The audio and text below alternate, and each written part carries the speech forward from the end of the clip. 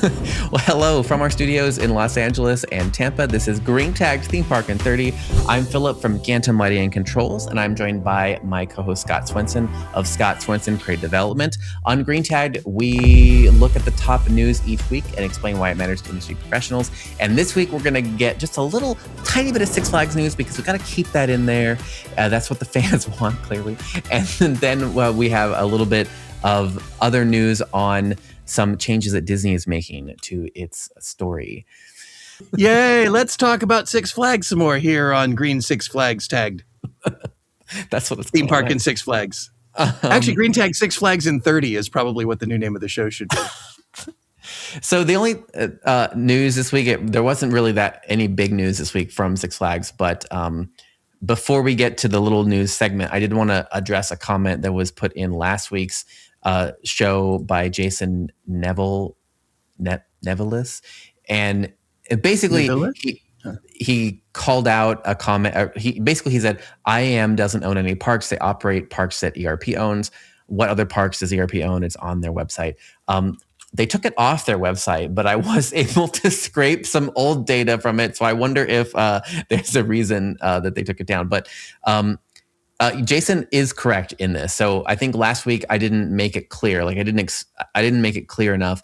Like what IAM, which is the Innovative Trash and Management, like what they are, who they are, all that. But they're an operator, and then the owners of the properties they operate is under ERP Properties, and they're a huge real estate investment trust. They have a lot of stuff that's not just theme parks as well, kind of all of the hospitality ecosystem that they have. So basically, I think it'd be more clear to say that in the model we were discussing last week, that the ERP would be putting up the money to buy the assets, and then the IAM will be a long-term lease to run the businesses. And that's why IAM is the one that's doing the trademarks and doing all the branding and doing all that stuff to make it look pretty, because they're the ones doing the lease and doing the management of it. But it's just the money is probably coming from the ERP Properties. Again, this isn't confirmed. We're still in the world of speculation, but I think this makes it a lot clearer, because we were talking last week about the money and where all that's going to come from, and it's probably going to come from this big fund. And if you look at their portfolio, which I did browse the stuff that was still on there, you can see it's a massive portfolio. So it's valid that they have the funds to be able to pull this off. Well, period. And it's also that they own some parks. They do have a connection to Six Flags already. That's they the already thing. Do, yes. There are some parks that are operated by Six Flags that they actually own. Is that correct, Philip? Mm-hmm. I want to make sure I'm stating that correctly. So there is all the stuff that we said in the discussion. This does not necessarily undermine it, but it does help clarify it. So thank you, Jason. That was really helpful, and hopefully it will help sort of unmuddy or clear the water. Unmuddy? Oh, there's a very convoluted way of saying clear the water. Hopefully it'll clear the water a little bit. I'm tired. It'll clear the water a little bit and make it a little bit easier, at least for us to understand. And, we'll still see where we go, because everything we said in the last episode still kind of holds true.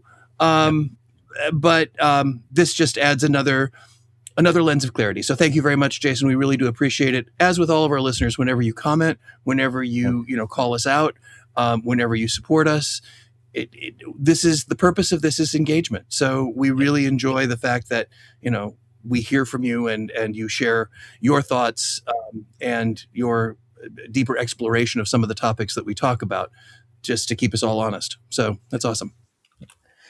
And the little news we got this week is that Six Flags is expanding its Grad Nite, and it's essentially adding Knott's Berry Farm and Carowinds as places that will offer Grad Nite experiences. Now, these are little after-hours events that feature dance parties, dining games, and more, that create unique experiences that are close to home and more cost-effective than a destination graduation trip. Many Six Flags parks have hosted successful Grad Nite events for more than a decade, which they said in their press release about this event. The only thing I thought was interesting about this is just, again, reframing the audience of Six Flags, right? We've talked a lot about how part of the reason that they're in this like self-fulfilling prophecy type of thing is that the audience that they're catering to is definitely, I mean, they're not low value, but they're just, it's a younger, it's just like a haunt, right? That has a young teen and tween audience. And that it brings with it stuff that, that's why they need the chaperone policy and they have all of this, chaos. And I think if what they're saying is that they want to build more immersive areas and, cater to a higher spend customer, like a Disney, it's like doing events like the Grad Nite. I think it's kind of the opposite direction to do stuff like this, because this is catering to a lower price point and that kind of a thing, which again, I don't know, but that's, to me, it's a little bit of a mismatch, but maybe they're just not there. When I think of this, I think of like looking at the two comparisons in the local markets, right? So now Knott's is going to be offering this Grad Nite thing, but then you have like Sweetheart Night and the Disney After Dark events, which are on average 150 to 165 per person, for the same type of event. That's like an after dark type of thing that's 4 or 5 hours and includes photo ops and whatever stuff they're adding in. And you just look at those two things. And we have been talking about this whole idea of like the barbell thing or the vanishing middle, right? And so I think it seems like this is them doubling down on the value-minded consumer, which is exactly what when they literally say that it's more cost effective, that they're making the value proposition, right? Which is like, well, that's kind of not really targeting then that other end. So maybe they're, I don't know. I think this. Yeah, I think you gotta zoom out just a skosh, because if you stay focused just on this event, I agree with you 100%. However, if you back out just a little bit and recognize they already have this market, they own this market, this is low hanging fruit for them, and so I would think it would be ill advised to completely turn your backs on the younger market, on the high school market, because again, Six Flags kind of already has that.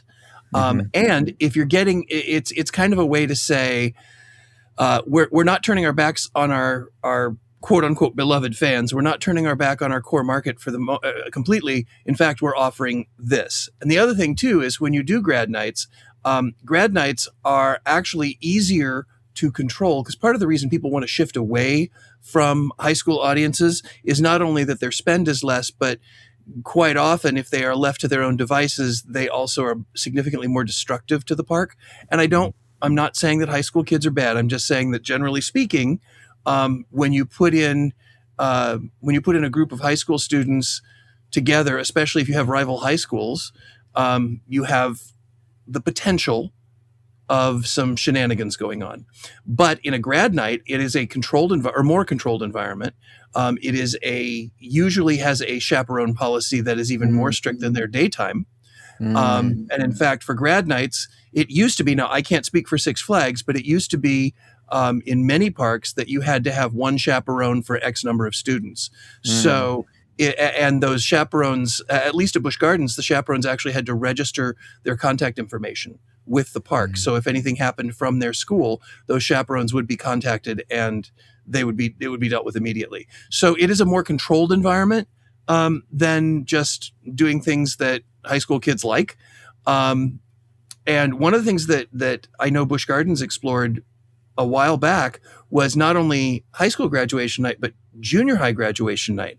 And that was a little simpler to do because it ended earlier because parents wouldn't want their kids out quite as late, and B, there was less violence that happened in the parks during junior high graduation. So I don't think this is necessarily a bad move. I think, you can't just, when you're changing your demographic, you have to kind of turn like an aircraft carrier, not like a speedboat. So you can't immediately turn your backs on them and say, nope, we're writing you guys off.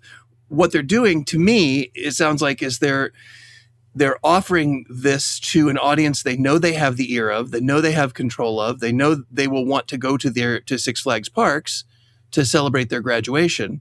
So it might help fund further turns in the opposite direction. Plus, in California, you mentioned the Disney competitive nights, like the Sweethearts Nights or whatever they're called for Valentine's Day and whatever.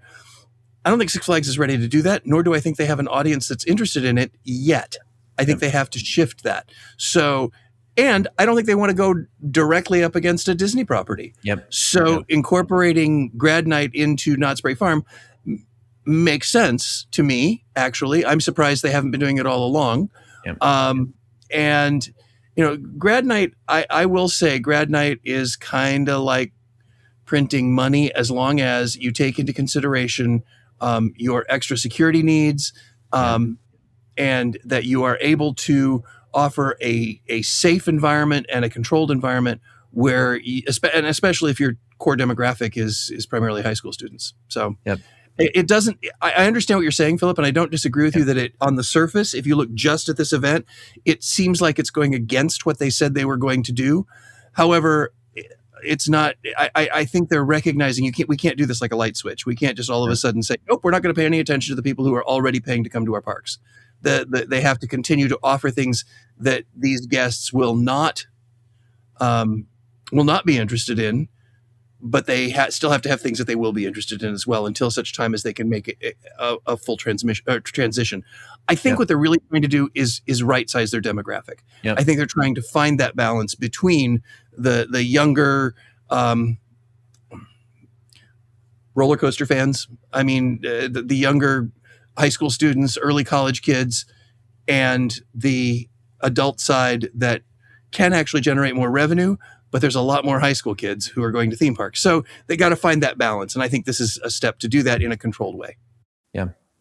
See, this is why I like doing the show, because I never thought about the concept of it being a more controlled environment. So it's actually allowing them to double down on an audience they're already invested in by expanding the events, but it's by doing it in a way where they do mitigate most of the downside. Like they're mitigating the downside. They're getting in a lot of cash, in a chunk for it. They're kind of making sure that it's limited by arranging security and all that. So I didn't think of it that. No, that's a great insight. Good job. Well, Scott. and I'm guessing, thank you. And I'm guessing it's also because these events don't normally allow you to use your season pass. So it's a way to get a whole nother admission because the kids who are going to be most interested in it are the ones who are already season pass holders to Knott's Berry Farm, for example. And it's a way to get an additional boost of cash from them. Yep. Okay. All right. So next, let's talk about what's going on over at Galaxy's Edge in Disneyland.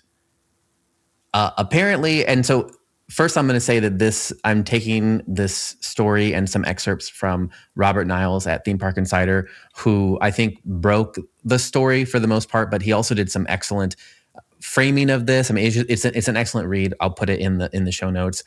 His stuff is always really good. His stuff really is so good. He's so good. Really smart guy. So he starts off his piece by saying Disney is giving up on its original concept for its Star Wars land, which is a great lead, because that's the essence of what's going on. And that's why I wanted to discuss it with Scott, because of Scott's background in storytelling specifically. So basically, I'm just going to read from some excerpts here from Robert's piece. He says, when Star Wars Galaxy's Edge debuted at Disneyland and then Walt Disney World's Disney Hollywood Studios in 2019, it represented a particular time and place in the Star Wars universe. Set on the planet of Batuu, Galaxy's Edge represented the First Order-controlled Black Spire Outpost with a resistance camp on its outskirts. This placed the land's timeline in the middle of the sequel trilogy in the Age of Resistance and First Order. That timeline meant that popular Star Wars characters from the original trilogy had no place in the land, including Darth Vader, Han Solo, and the younger versions of Luke Skywalker and Princess Leia. Starting April 29th, Disneyland Star Wars Galaxy's Edge will expand its timeline, placing Black Spire Outpost within the original trilogy and the Galactic Civil War. Darth Vader, Luke Skywalker, Leia, and Han Solo characters will roam the area, with Imperial stormtroopers replacing the First Order troopers who now walk in the area. Now, here's where it gets complicated. So apparently the First Order cargo store, all that stuff is going to be rethemed, but the marketplace on the edge of Black Spire Outpost is going to shift to the New Republic-ish so that the Mandalorian and Grogu and Ahsoka people can still be in that area. And then another complication is that the sequel trilogy timeline will hold in the Resistance camp where Rey is, and guests will see that. And so it seems like they're going to morph it into being 3 different timelines, but Disneyland is my home park, and I know all the areas they're talking about.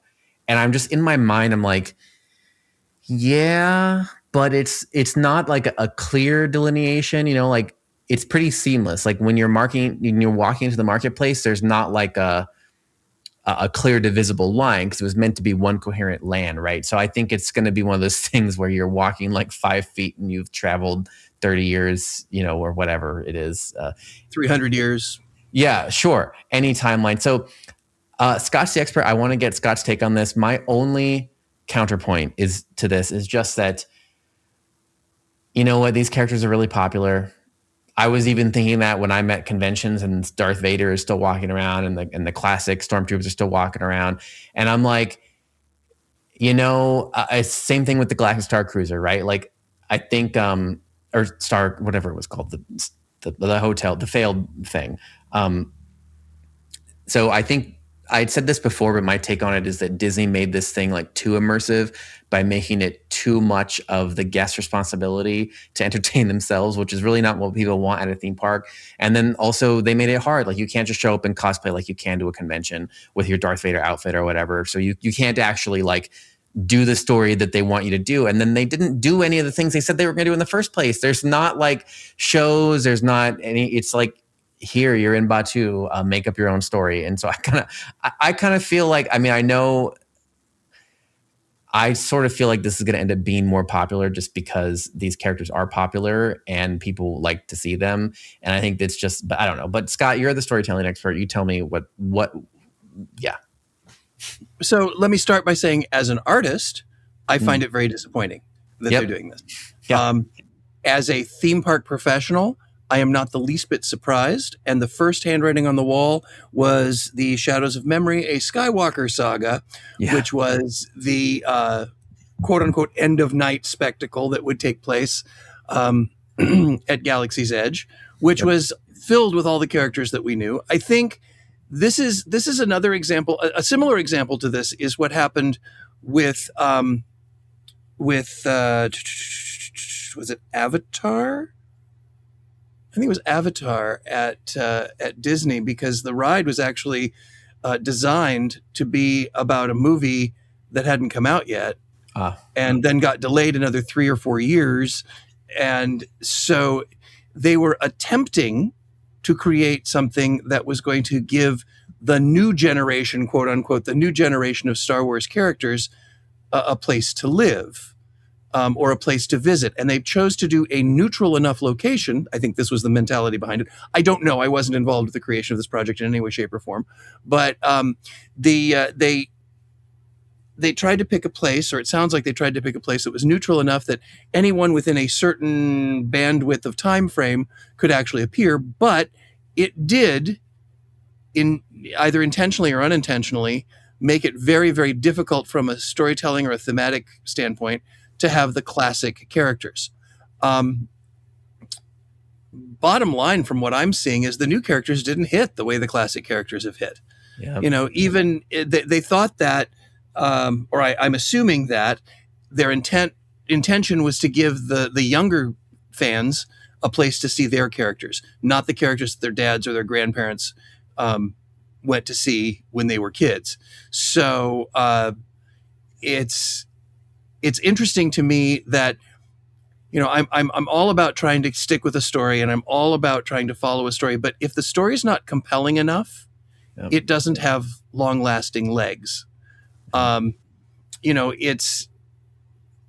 part of the reason that when you invest a huge amount of money into an attraction in a theme park that is based on a single film that isn't quite a classic yet, you're running a huge risk. And I think that's kind of what they've done here with Galaxy's Edge. And now they've realized their guests are telling them, we want Darth Vader, we want Han Solo, we want Princess Leia.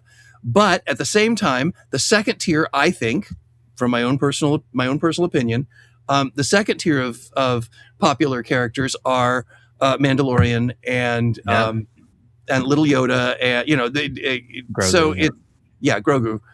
It's Little Yoda. Who are we kidding? But that's the second tier, and they have to find ways now, because the films have kind of jumped around so much within the time frame, that perhaps the answer would have been to create a loophole in time where it's science fiction. You can do pretty much anything you want, but create a loophole in time where these characters can appear, interact, and then go back to their own timelines. I'm sure that the people who own all the Star Wars properties, and the masters of the show book, said, no, you can't do that. But I think this is just a situation where the need to be able to see these characters, to be able to your point, cosplay these characters. More people will buy a Darth Vader T-shirt than oh gosh, what's the villain in the later films? That's the problem, is that people don't even know. Like, I don't. Yeah, I've seen the movies. I've seen all of them. Enjoyed them. They're just, I think they're not sticky. They didn't have the sticky factor. And you've got, if I'm gonna go to a Star Wars experience, I'm not a huge Darth Vader fan, but I want to meet Chewie. I want to meet Chewbacca. I think that everybody still knows who Han Solo is. Yeah. Because he came back as an old man. So, you've still got all of that going on. This is a situation where the reality had to supersede the storytelling. There are times that, as a creative, you have to kill your darlings. There are times where the reality of the situation and the financial side of the situation will supersede the story. And I hate it when that happens. And I usually try to create a story that will encompass it all, kind of like my loophole in time suggestion. But I guess the real question is, do the vast majority of people visiting this area understand that Mandalorian and Darth Vader are from different timelines? Yep. Do they even understand that? That's what I was thinking. My guess is the answer is no. That's what I was thinking. I literally was like, to me, this is also very similar to what's going on with Universal, right? Where they have the Harry Potter, so much investment in Harry Potter, and now it's spanning lots of different timelines. And, you have epic universe, right? The Battle of the Ministry is time locked. It's the same messy, sticky situations you're getting in with these really long going IPs. But like, I was like, I understand everything about the story and I don't like disagree. But also I'm not sure that most people really like care that much. Like, I'm not even sure it's clear to most people now that they realize what timeline they're in. Like because I think most people would be like, they would know it if they were in the current timeline, as in like present day, like, as in we're in like wherever the last thing ended. I think that's what people would normally assume, but that's not what's actually happening. So I don't think that most people are really like aware that it's even not in that timeline in the first part. And I think they just kind of want to hang out and see Star Wars stuff. Well, and to make the comparison with what Universal did with the Potter franchise,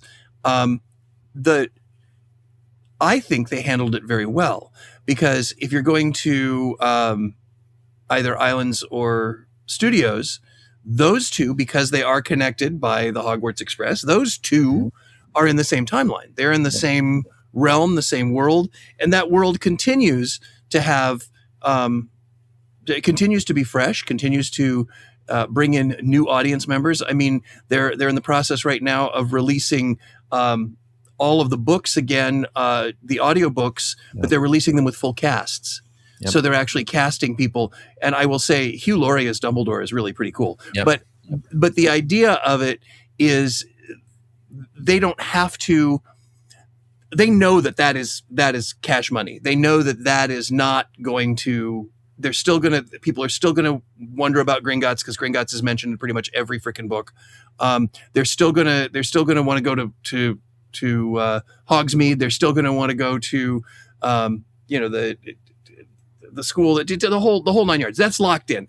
I originally was with you. I thought, ooh, going down the Fantastic Beasts timeline is a little weird, but having experienced it, Yep. we've done it so well that I think there's still going to be a draw for that area. I think where Disney went wrong is they tried to avoid committing, so they created something that doesn't really appear anywhere the mythology. Well, and what I liked specifically about the ministry thing is that, you see the papers, you see markers all around you that are like, this is where we are in the time. And so your brain is triggered to be like, oh, here we are. Like we're in this time. It's like, and I think that's the thing too. I think that's why a lot of guests are not aware when they go into the Star Wars land, where you're like, well, there's not a lot of markers anywhere to signify the timeline. You have to like intuit it, which I know is their part of it immersive. You have to ask the cast members like what year it is or whatever. And it's like, well, I think most people don't do that. Well, and I think that also if you're going to Star Wars, with almost, and I may be speaking way out of turn here, but I think with pretty much anybody, if you say, who do you want to meet? We're going to go to Star Wars, a Star Wars themed land. Who do you want to meet? And it's not going to be the residents of Batuu. Nope. The whole idea behind Galaxy's Edge, when it first opened, they were even comparing it to, this is the unseen film. This is the movie that never was. No. Because it created, but I can totally see why they would have thought that, because that way they can create a place where, depending on how clever their storytelling is, they can incorporate other characters from other films. And I think they were hoping that the characters, not just the films, because we'll say the post Darth Vader films have been successful, but not iconic. Yeah. So, and the characters certainly have not been iconic. I know that there are people who are going to probably leave horrible comments and saying, Scott, you don't know what you're talking about. But at least from my perspective, I think the iconic characters happened in the first three movies. And then in the ones that kind of went back to that, picking up that story. So that there's two generations that have seen new films with those same characters or that reference those same characters. We have one last story I'm going to try and get in here really quick before we run out of time. So Universal Studios Japan made an announcement this week that they're going to deliver immersive Pokemon experiences for fans. And the thing that why this kind of went all around the theme park circuit in our area is that Universal did mention in their corporate presentation about this that it's going to be a larger partnership. They're going to roll this out to all of their properties worldwide. What this is, we don't know. It's but you can experience it in Japan, right? Yeah, so they're going to pilot whatever this is. They haven't said what it is. It's going to be like an immersive experience, and there was one outlet in that got the original Japanese announcement, and they said that it's going to be built around an ultra real experience that stimulates all five senses. So we don't know what it is, but we know there's a bigger partnership in the works with Pokemon that's going to start at USJ, and then it will go to the other properties after that. I'm just going to say this is really smart. As usual, Pokemon's still a huge thing. There's Pokemon stuff everywhere. There's a new Pokemon theme park opening in Japan. Japan's a good place to test it. It'll be tricky to see about porting it elsewhere because the fan base is not quite as rabid in other countries than it is in Japan. But having been to USJ and seeing the Pokemon stuff there, I can tell you it's probably not going to be a ride. It's probably going to be like a parade inclusion or a character, like a dinner. Because when I went there, they had the Pokemon Cafe where you could order the themed meal, the Pokemon themed meal, which is really cute. They had the little meet and greets. They had the dance party. They had the Pokemon live show with the DJ Gengar. They had the water show. They had the parade. Like, it's like everywhere. So I think there's plenty of live entertainment and food elements that I think they could wrap into a fun experience for people. I don't think it is going to be a ride. I think it's going to be something like they're saying that's I could see like a cafe, a Pokemon cafe with a character meet and greet and something like that. So Or it could be something as simple as Pokemon Go on steroids. Yep, You know, that's it true. could be something that exists throughout an entire area or entire land or an entire park. But speaking of entirety, this is our show in its entirety because we're out of time. Guys, thank you all so much. Please, please, please subscribe if you are watching us on YouTube. Please subscribe. We would really appreciate that. That will help us out significantly. And you're probably getting tired of us saying it, but it will only help us as far as keeping this show going. And we're about to record an unhinged film. Listen to me, I'm so old. We're going to record it unhinged, and we have no idea what we're going to say in there. So if you have the opportunity to join us on our Patreon show, please do, and hear what we sound like when we're not in control. Yeah, believe it or not, this is in control. So on behalf of Philip Hernandez with Gantom Lighting and Controls and myself, Scott Swenson with Scott Swenson Creative Development, this is Green Tag Theme Park in 30, and we will see you next week.